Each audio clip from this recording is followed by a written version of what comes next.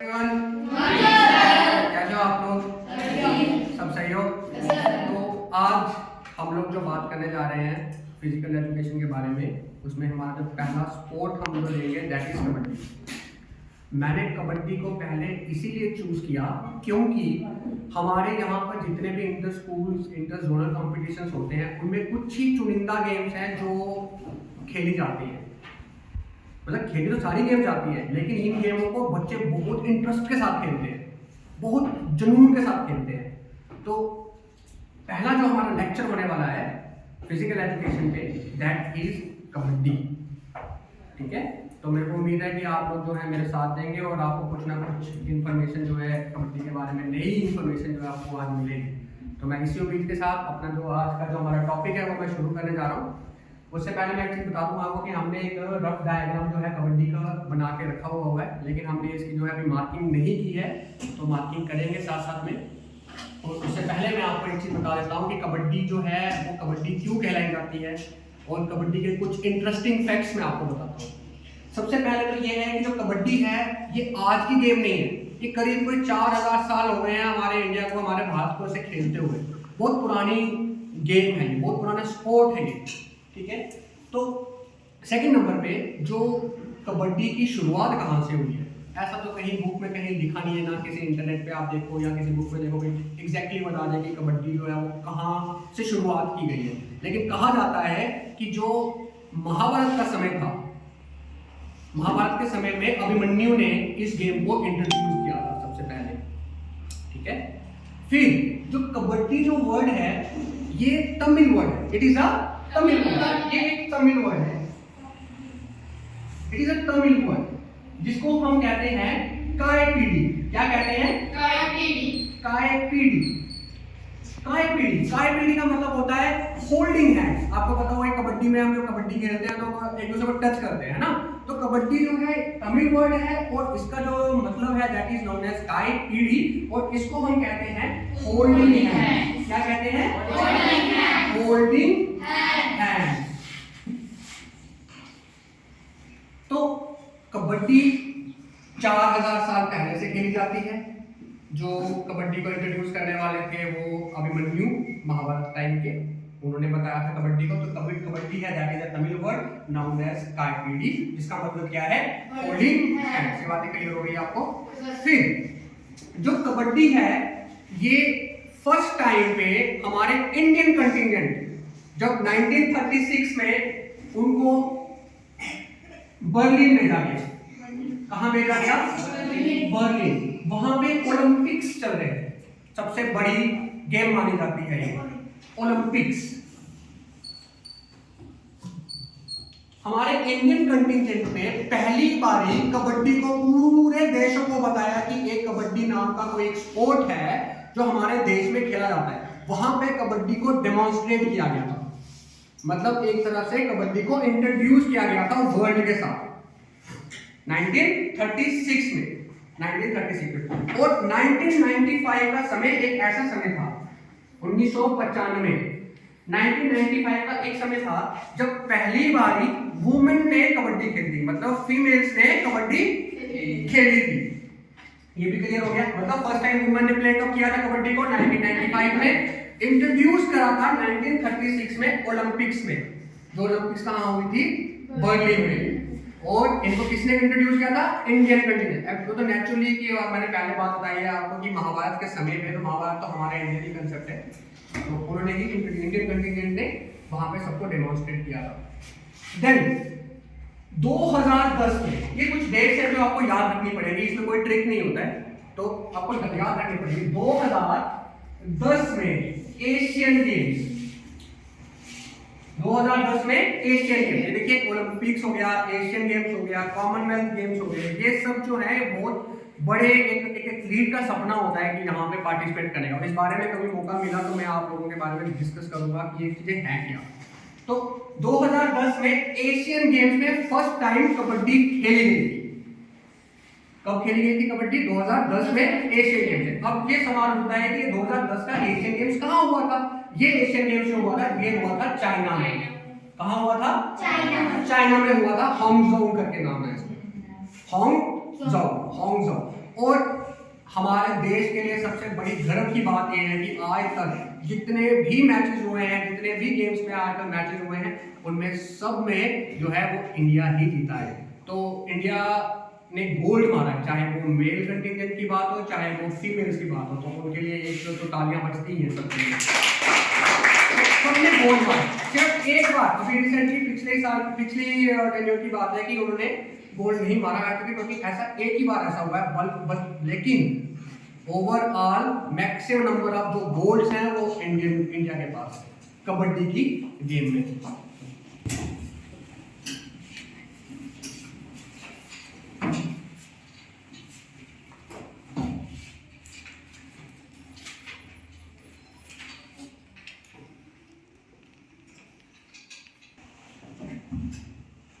मैंने अभी आपको थोड़ी देर पहले बताया था कि 1995 में वुमेन ने पहली बार कबड्डी खेली थी। तो और मैं बताता हूँ कि 1995 में मैंने अभी आपके सामने थोड़ी देर पहले बात की थी कि वुमेन ने फर्स्ट टाइम पार्टिसिपेट किया था 1995 में। तो ये पार्टिसिपेट तो किया था, लेकिन कहाँ किया था? ये किया था कोलकाता पे। लेकिन कोलकाता का जो पहला नाम था that is known as Calcutta, जिसे आज के टाइम में कहा जाता है कोलकाता। ओके, तो हम लोग सुनते हैं आज के टाइम में कि एक लीग चल रही है, बड़ी फेमस लीग चल रही है कबड्डी की। तो उस लीग का जो नाम है उसे कहा जाता है प्रो कबड्डी लीग। क्या कहा जाता है? Pro kabaddi league. ये प्रो कबड्डी लीग इंडिया में बहुत फेमस है। जैसे क्रिकेट में लीग है ना, आईपीएल, इंडियन प्रीमियर लीग, उसी प्रकार जितना वो फेमस है, उसके बाद सेकंड नंबर पे जो फेमस है that is known as pro kabaddi league. और इसको 435 मिलियन लोगों ने देखा था जब first time pro kabaddi league India में इंट्रोड्यूस हुई थी। तो और मैं बताता हूँ कि ये इंट्रोड्यूस कब हुई थी? ये हुई थी इन द ईयर ऑफ 2014 में प्रो कबड्डी लीग पहली बार इंडिया में खेली गई थी। और 2014 से लेके आज तक टोटल प्रो कबड्डी लीग के 10 सेशंस हो रखे हैं। कितने सेशंस हो रखे हैं? 10 सेशंस हो रखे हैं। तो 10 सेशनों में यानी कि पहला सेशन कब हुआ? 2014 में, 2015 में, 2016 में, ऐसे करते करते करते 2023 तक कितने सेशन हो गए? 10 सेशन हो गए। और जिसमें जो पहला 2014 में पहला सीजन जीतने वाली जो टीम थी, उस टीम का नाम था जयपुर पिंक पैंथर्स। क्या नाम था? Jaipur pink panthers. कभी कभी क्या होता है कि हम लोग जब कोई कॉम्पिटिटिव एग्जाम देते हैं, उसमें पूछा जाता है कि जो पहला सीजन था प्रो कबड्डी लीग का, वो किसने जीता था? वो जीता था जयपुर पिंक पैंथर ने। और उस किसको हरा के जीता था? वो थी यू मुंबा। अब इस तरह की अलग अलग टीम्स जो है पार्टिसिपेट कर रही है। जैसे दिल्ली की टीम अलग है, जयपुर की टीम अलग है, मुंबई की टीम अलग है। इससे अलग अलग टीमें जो है इस कंपटीशन में पार्टिसिपेट करती हैं। तो पहला सीजन जीतने वाली जो टीम थी that is known as Jaipur pink panther. और इन्होंने किसको हराया था? यू मुंबा। ये मुंबई की टीम है, यू मुंबा। यू मुंबा जो है मुंबई की टीम है। जो रिसेंटली पिछला जो सेशन हुआ है, 10th सेशन हुआ है, इसमें जो टीम जीती है 10th सेशन पे, उस टीम का नाम है पुनेरी पल्टन। ये पुणे की टीम है, पुनेरी पल्टन। क्या नाम है इसका? पुनेरी पल्टन। पुनेरी पल्टन ने ये मैच जो है ये जीता था, मतलब ये सीजन जीता था। और किसको हरा के जीता था? हरियाणा की टीम, यानी कि उनका नाम क्या था? हरियाणा स्टेलर्स। हरियाणा स्टेलर्स। तो ये तो कुछ इंफॉर्मेशन थी प्रो कबड्डी लीग के बारे में। अभी मेरे को लगता है कि हम लोगों को यहाँ मार्किंग पे चलना चाहिए, मेरे पास काफी समय हो रखा है। तो ये कुछ इंफॉर्मेशन, एडिशनल इंफॉर्मेशन से जो आपको कबड्डी के बारे में पता होनी चाहिए थी, तो मैंने तो अपनी तरफ से एड्रेस किया है। तो होप्सो कि आप लोगों को समझ आए। हम बात करेंगे कबड्डी के ग्राउंड के बारे में कि कबड्डी का ग्राउंड कैसे बनाया जाता है। बहुत ही इंटरेस्टिंग है और बहुत ही इंपॉर्टेंट है फिजिकल एजुकेशन के रिलेटेड, क्योंकि हम लोग जो है आमतौर पे खेलते ही खेलते कबड्डी। कबड्डी खेलने के लिए कोई हमें बड़ा ग्राउंड की जरूरत नहीं होती है, छोटे ही ग्राउंड की जरूरत होती है। तो हम इसे कहीं पे भी खेल सकते हैं। तो हमारे को पता होना चाहिए कि ग्राउंड में कौन सी मार्किंग होती है, कितनी मार्किंग होती है और किस लाइन को क्या बोला जाता है। ठीक है, तो सबसे पहले ये जो आपको बाहर की जो लाइन दिख रही है, ये वाली बाहर की जो लाइन है, ये बाहर वाली लाइन, इस लाइन को हम कहते हैं एंड लाइन। क्या कहते हैं? And line. And line. तो कितनी एंड लाइन होगी? टोटल 4 एंड लाइन होगी। ये भी एंड लाइन है, ये भी एंड लाइन है, ये भी एंड लाइन है और ये भी एंड लाइन है। ठीक है। देन हम सेकंड नंबर में बात करते हैं इस एरिया की। ये एरिया आपको दिख रहा है जहां पे मैंने ये मार्क किया है। ये वाला जो एरिया है कबड्डी में, इस एरिया का बड़ा इंपॉर्टेंट रोल होता है क्योंकि ये एक एक्स्ट्रा पॉइंट दिलवाता है। उसके बारे में मैं आपको आगे बताऊंगा जब मैं इसके रूल्स एंड रेगुलेशन के बारे में बात करूंगा। तो इस एरिया को हम कहते हैं bonus area. This is known as bonus area और this line is known as bonus line. इस लाइन को क्या बोलते हैं हम? Bonus line. Bonus line. Bonus line. और ये वाला एक कौन सा हो गया? Bonus area. ये भी बोनस एरिया है, ये भी बोनस एरिया है और ये लाइन जो दिख रही है आपको येलो कलर में, this is known as bonus line. उसके बाद नेक्स्ट वाली लाइन पे आ जाओ। ये जो लाइन, ये वाला ये एरिया दिख रहा है आपको, ये वाला एरिया, ये एरिया दिख रहा है सबको दोनों साइड पे। ये जो एरिया है, this area is known as baulk line. बिल्कुल सही है, ये इस लाइन को बक लाइन कहा जाता है, लेकिन ये होता है बक एरिया है। ठीक है। जहां पे आपको मैं वही बात बता रहा हूँ कि जो रूल्स और उसके रेगुलेशंस हैं वो मैं बाद में बताऊंगा। आपको अभी थोड़ी थोड़ी इंफॉर्मेशन जो मिल रही है वो देखिए। This is known as baulk line, this is known as baulk line, this is known as baulk line, this is known as bonus line, this is known as end line, this is known as end line and this line is known as centre line. Centre line. Clear हो गया ये वाली बात? अब हमारी इसमें एक चीज रह गई, ये वाली एरिया, ये वाला एरिया दिख गया। ये जो एरिया है, ये वाला area, this is known as lobby. इसे क्या कहते हैं? लॉबी। आपको इस बारे में पता लग गया कि कौन सी लाइंस होती हैं और क्या क्या इनके नाम है। ठीक है। अब इसकी डायमेंशन के बारे में बात करते हैं। सबसे पहले dimensions consist of a length and a breadth. Length होती है और ब्रेथ होती है, लेंथ एंड ब्रेथ। अब ये जो स्पोर्ट है ये दोनों खेलते हैं, मेल भी खेलते हैं और फीमेल भी खेलते हैं, यानी कि मेन भी खेलते हैं और वुमेन भी खेलते हैं, है ना। तो उन दोनों की जो डायमेंशन है, दोनों का जो मेजरमेंट है अलग अलग रहता है, दोनों की मेजरमेंट अलग अलग रहता है। जबकि जो मेल है यानी कि मेन है, उनमें जो लेंथ रहती है, this is known as the length. यहां से लेके यहां तक, इसको क्या कहेंगे हम? लेंथ। इसे क्या कहेंगे? इसको कहेंगे लेंथ। ठीक है। और जबकि यहां से लेके यहां तक, इसको हम कहेंगे ब्रेथ। Very good. इसे क्या कहेंगे हम? Breadth. This is known as length, this is known as breadth. Male की बात करें तो जो लेंथ है दैट इज 13 मीटर्स। कितने मीटर? 13 मीटर की जो है वो लेंथ होती है और जो ब्रेथ है वो कितनी होती है? ये होती है 13 इंटू 10 मीटर, यानी कि 10 मीटर्स की इनकी ब्रेथ होती है और जो लेंथ होती है वो कितनी होती है? 13 मीटर की। लेकिन जब हम फीमेल के बारे में बात करते हैं तो जो फीमेल है उसमें जो लेंथ रहती है वो रहेगी आपकी 12 मीटर की। 12 मीटर की जो लेंथ रहेगी और जो ब्रेथ है वो रहेगी आपकी 8 मीटर की। ठीक है। ये लेंथ जो है फीमेल्स में, ठीक है, वो रहेगी आपकी 12 मीटर की और जो ब्रेथ है वो रहेगी 8 मीटर की। ये क्लियर हो गया आपको लेंथ एंड ब्रेथ। अब होता क्या है कि मान लो कि अब हमारे को सबसे बड़ी डिफिकल्टी क्या आती है कि ग्राउंड बनाना कैसे है। हम लोग तो क्या करते हैं, बुक से तो पढ़ लेते हैं कि हमारे मेजरमेंट क्या है, लेंथ कितनी है, ब्रेथ कितनी है, लेकिन बनाना कैसे है ग्राउंड वो नहीं पता लगता। ग्राउंड बना भी लेते हैं लेकिन वो टेढ़ा बनता है, सीधा नहीं बनता। तो इसके लिए सबसे पहले हमारे अंदर रूल होता है। रूल क्या कहता है कि जितनी आपको लेंथ और जो ब्रेथ है, हम लोग पाइथागोरस थ्योरम पढ़ते हैं, है ना। पाइथागोरस थ्योरम पढ़ते हैं जिसमें हम क्या बोलते हैं कि base square plus perpendicular square is equal to height square, है ना। ऐसा ही होता है। तो हम इसमें भी ऐसे ही करते हैं, जो लेंथ और ब्रेथ को स्क्वायर निकाल के उसका स्क्वायर रूट निकाल के उसका डायगोनल निकाला जाता है। क्या निकाला जाता है? डायगोनल। डायगोनल निकालने का मतलब यही होता है कि जितनी हमारी जो लाइंस बन रही हैं, एंड लाइंस, ये लाइंस वो बिल्कुल सीधी बन जाए। अगर एक बार एंड लाइन जो सीधी बन गई तो जो हमारा जो ग्राउंड है वो बिल्कुल प्रॉपर और एक्यूरेट बनेगा।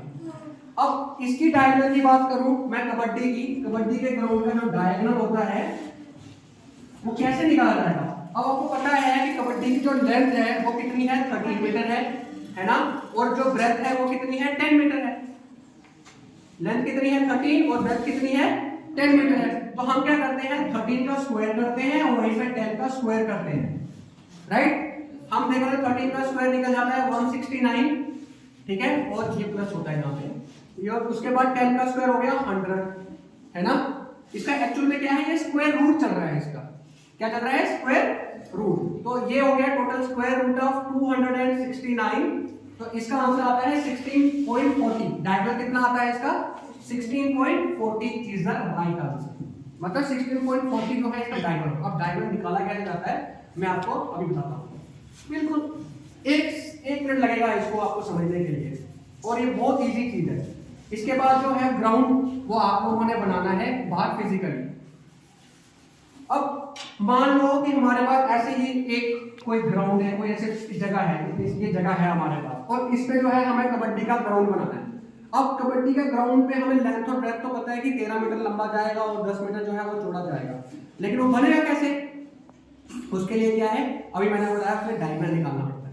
डायगोनल हमने निकाला, हमारे पास डायगोनल है 16.40 मीटर का, है ना।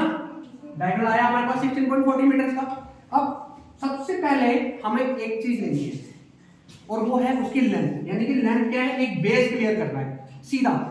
मान लो कि मैंने ये जो है एक अपनी एक इमेजिनरी लाइन बना ली है, ठीक है, ये एक लेंथ बनानी है इसकी टोटल, यानी कि इसको पॉइंट पर रख लेता हूँ A और इसको पॉइंट पर रख लेता हूँ B। हमारे फिजिकल में हमारे पास नेल्स होती हैं या फिर कुछ कोन्स होते हैं, अगर हमें आइडिया लगाना हो तो हम एक कोन यहाँ रखेंगे और एक कोन यहाँ रखेंगे, या एक नेल को यहाँ डालेंगे और एक नेल को यहाँ लगाएंगे। यहाँ पे मैंने डिस्टेंस ले लिया कितना 13 मीटर का। इसके बाद मेरे पास जो डायगोनल आया है 16.40 मीटर का, मैं यहाँ पर पॉइंट ए पे 16.40 मीटर की टेप लूंगा, जो मेरे पास मेजरिंग टेप है, उसको 16.40 मीटर के लास्ट एरिया पे उसको बंद करके यहाँ पे रख के एक आर्क लगाऊंगा यहाँ पे, और ये एक आर्क यहाँ पर इसके अराउंड पे यहाँ पर आर्क आ जाएगा, राइट। समझ में आया आपको? यहाँ पे रख के वो 16.40 मीटर का मैं ऐसे करके एक आर्क लगा दूंगा, वो यहाँ से आर्क आ रही है, क्लियर हुआ। वही सेम काम मैं बी पॉइंट से भी जाके करूंगा। मैं बी पॉइंट पे एक एंड रखूंगा उसका और एक आर्क यहां लगाऊंगा, ये आर्क चला गया, क्लियर हो गया। अब मुझे पता है कि मेरी जो ब्रेथ होती है कबड्डी ग्राउंड की वो कितनी होती है, वो होती है 10 मीटर की। अब मैं ए पॉइंट पे 10 मीटर रखूंगा, 10 मीटर का मेजरिंग टेप खोलूंगा और यहां से मैं यहां पे एक आर्क लगा दूंगा, और इस पॉइंट को मैं नाम दे दूंगा सी का। अगर सी पॉइंट देना तो मैं नेल लगा दूंगा वहां पर, या फिर एक उसको अपना आइडिया लगाने के लिए मैं कोन खड़ा कर दूंगा। वही काम मैं बी पे जाके भी करूंगा, बी पे जाके एक आर्क यहां मार दूंगा, इसको मैं पॉइंट बी दे दूंगा, ठीक है। डी पॉइंट है, अब मैं क्या करूंगा, इस पॉइंट और इस पॉइंट को ज्वाइन करूंगा, इस पॉइंट और इस पॉइंट को ज्वाइन करूंगा, और इस पॉइंट और इस पॉइंट को ज्वाइन करूंगा। ये बन गया मेरा। कितना सिंपल है। कोई भी ग्राउंड जो है फिजिकल एजुकेशन में, किसी भी प्रकार का जो स्पोर्ट का ग्राउंड बनाना है वो इसी तरह से बनाया जाता है, डायगोनल निकाल के ही बनाया जाता है। इसके बेनिफिट्स ये होंगे, एक तो आपकी जो लाइन है वो बिल्कुल सीधी आती है, और आपका जो डिस्टेंस है वो बिल्कुल एप्रोप्रिएट निकलता है। तो हमें डायगोनल निकाल कर ही कोड को बनाना चाहिए। ये ऐसे ही करते करते हमारा ये पॉइंट देख लो, ये मान लो कि ये हमारा ये ग्राउंड का जो एक्सटर्नल बन गया, राइट। और हमारी जो लेंथ आपको लेंथ पता लग गई है कि 13 मीटर लेंथ है, और ब्रेथ कितनी है 10 मीटर है। अब एंड लाइन से, ये जो एंड लाइन है, एंड लाइन से बक लाइन का सॉरी बोनस लाइन का डिस्टेंस बनाना है। ये पहले हम मेल के बारे में बात करेंगे। इसको मैं इरेज कर देता हूं।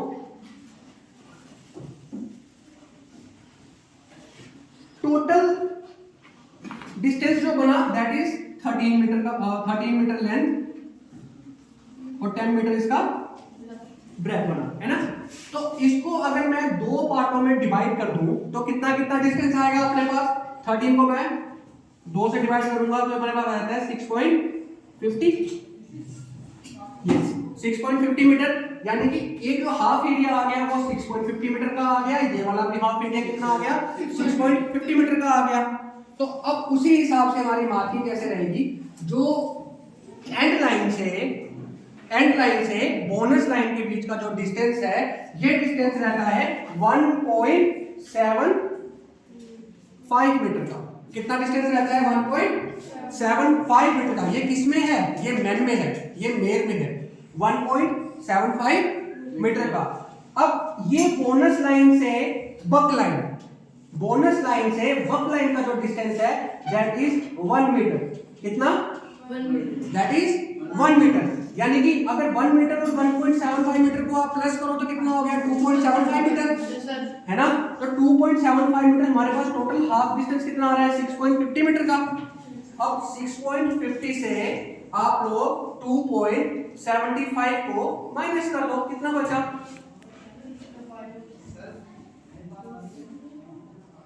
8 7 15 और ये हो गया 7 7 7 14 6 और 5 और ये हो गया 3, तो 3.75 है ना।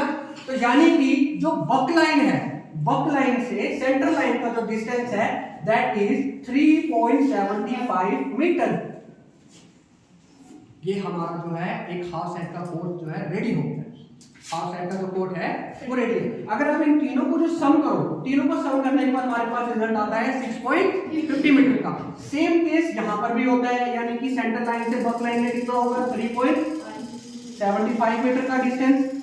बक लाइन से बोनस लाइन 1 मीटर की रहती है, ठीक है। और बोनस लाइन से एंड लाइन का डिस्टेंस कितना रहता है? 1.75 मीटर का। बिल्कुल सही जवाब।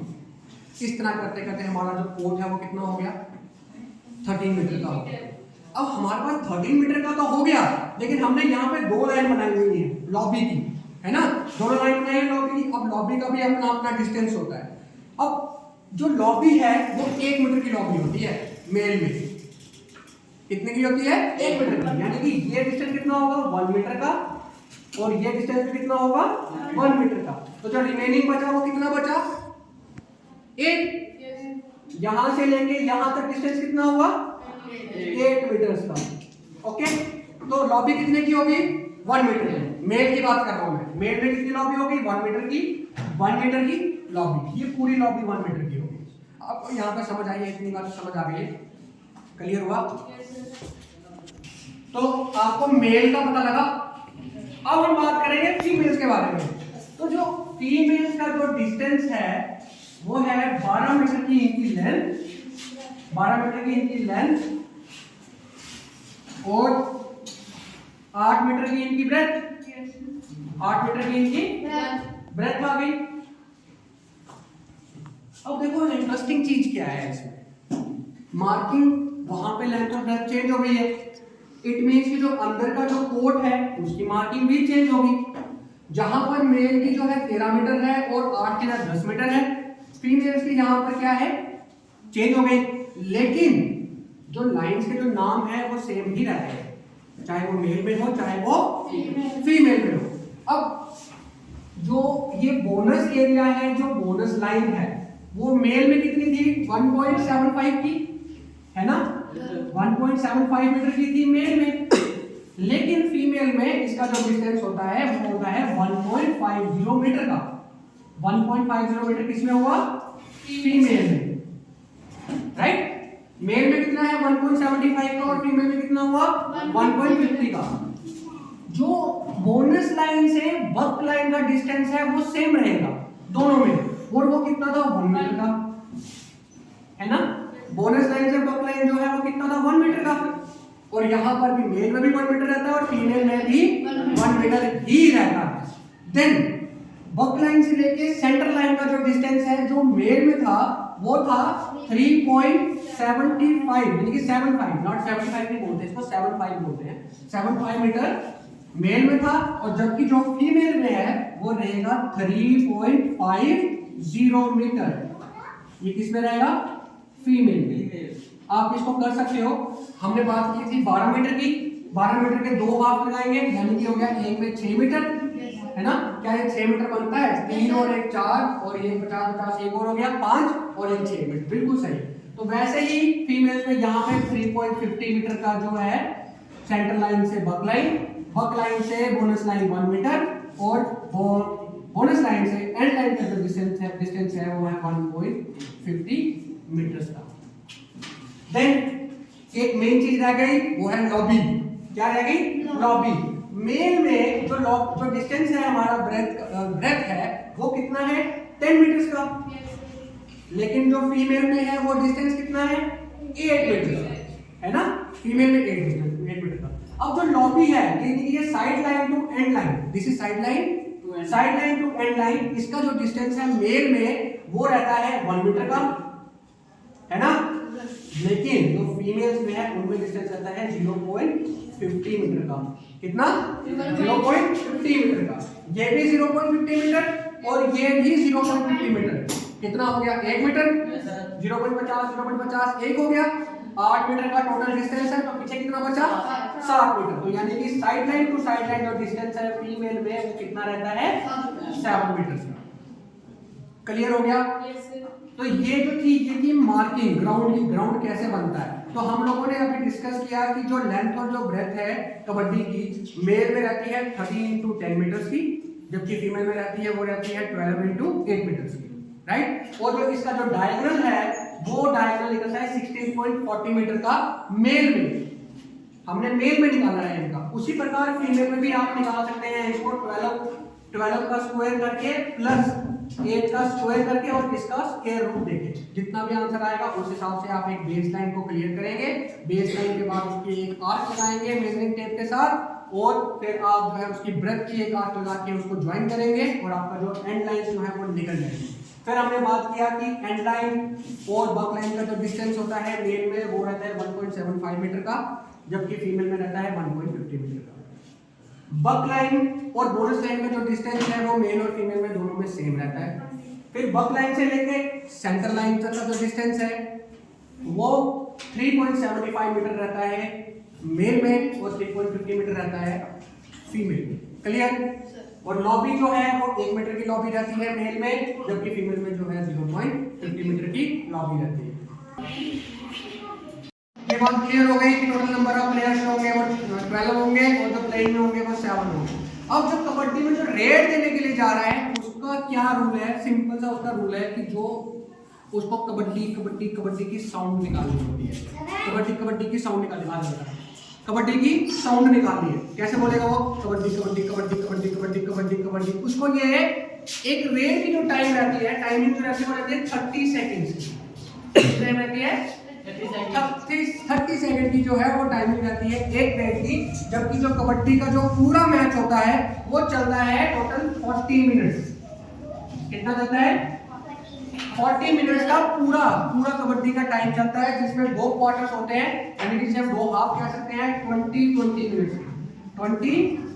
मिनट्स के 2 हाफ रहते हैं। जब एक क्वार्टर या फिर एक हाफ कंप्लीट होता है 20 मिनट का, उसके बाद एक टीम को यानी कि दोनों टीमों को जो है 5 मिनट की रेस्ट दी जाती है। कितनी मिनट की रेस्ट दी जाती है?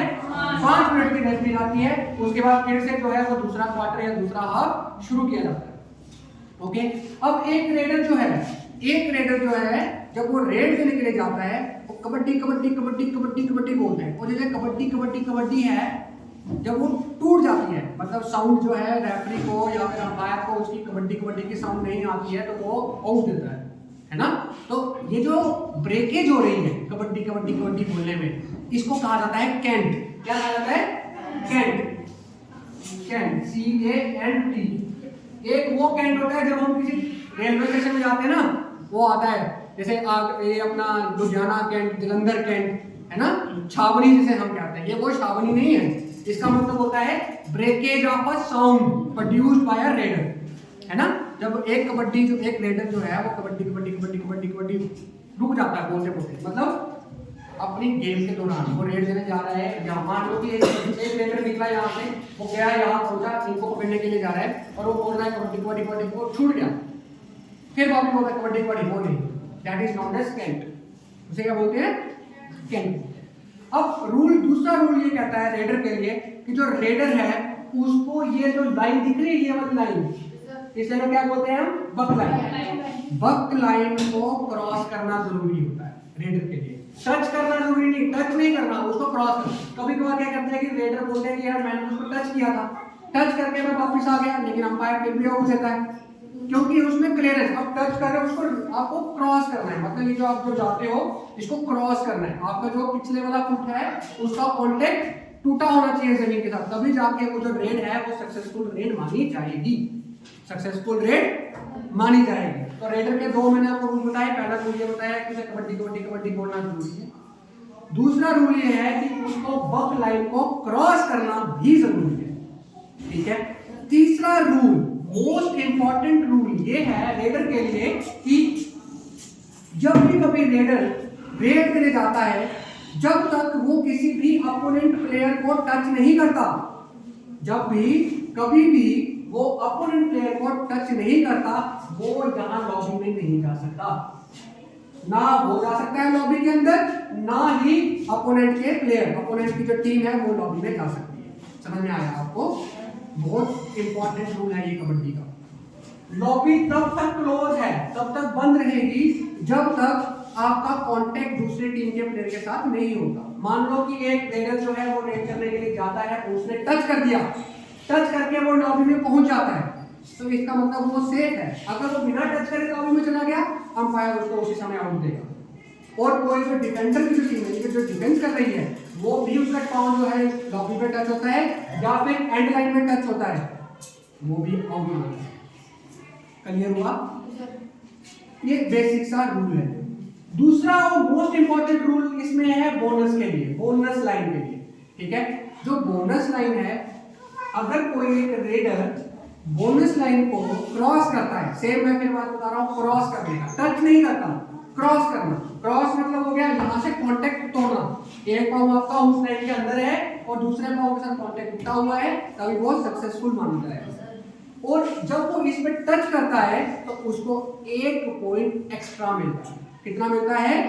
1 पॉइंट एक्स्ट्रा। लेकिन इसकी एक कंडीशन है, और वो कंडीशन ये है कि जो अपोनेंट की जो टीम, मैंने आपको बताया कि कितने मैक्सिमम नंबर ऑफ प्लेयर्स खेलते हैं टाइम पे 7, और इसकी कंडीशन ये है कि उस टीम में 6 प्लेयर या फिर पूरी टीम होनी चाहिए, 6 प्लेयर या फिर पूरी टीम होनी चाहिए, तभी आपको 1 पॉइंट एक्स्ट्रा मिलेगा। अगर उस टीम में 5 प्लेयर हैं, मतलब 2 प्लेयर जो है वो आउट हो गए हैं और टीम में बचे हैं टोटल 5 प्लेयर, और एक प्लेयर जाता है वो बोनस लाइन को क्रॉस करता है, उसको बोनस पॉइंट नहीं मिलेगा।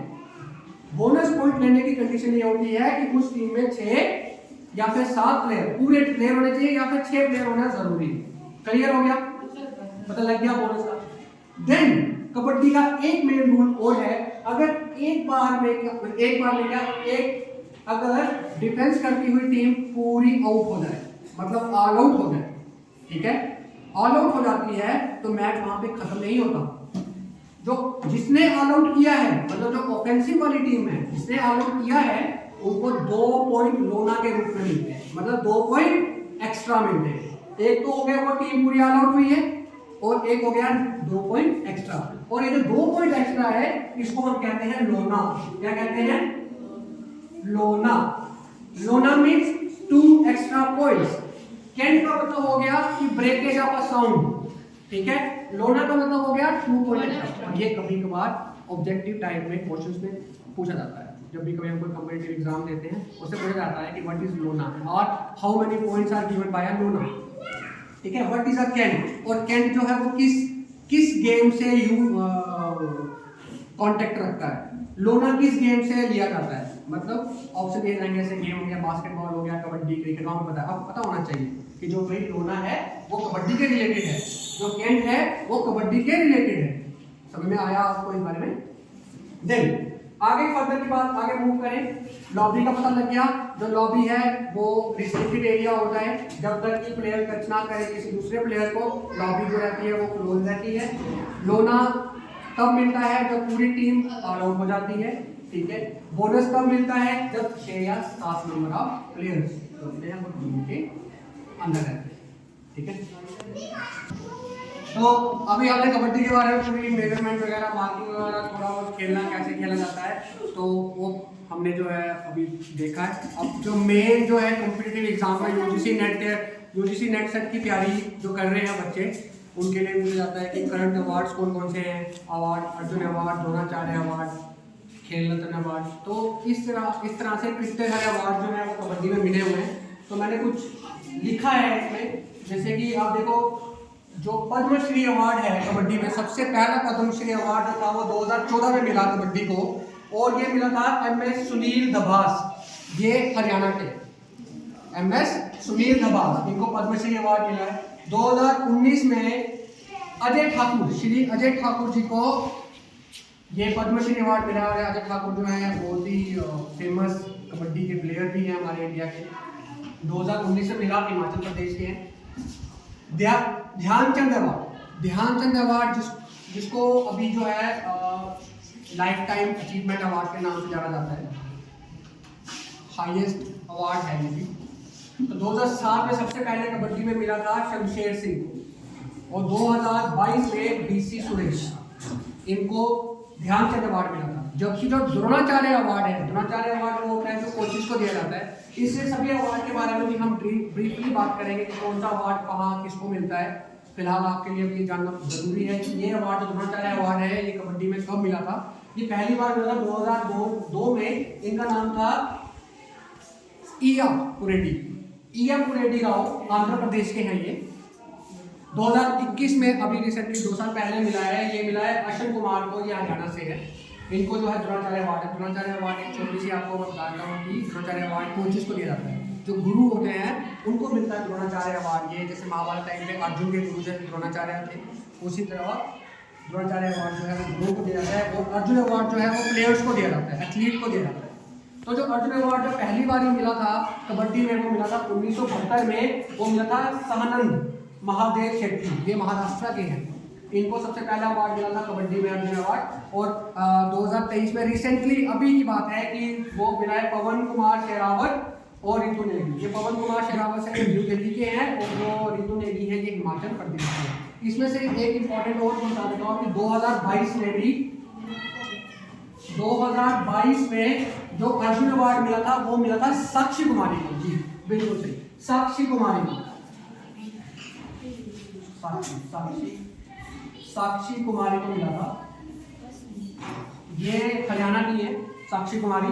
इनको 2022 में अर्जुन अवार्ड मिला, साक्षी कुमारी को अर्जुन अवार्ड 2022 में।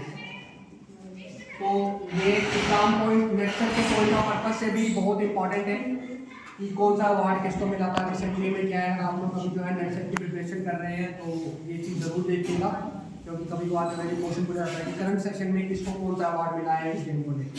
तो मैं आज की जो हमारी जो वीडियो है ये जो स्पॉन्सर की है, ये की है हाई स्कूल ढोक कांगड़ी के 10th क्लास के बच्चों ने, जिन्होंने पूरी मदद करी है इस वीडियो को बनाने के लिए।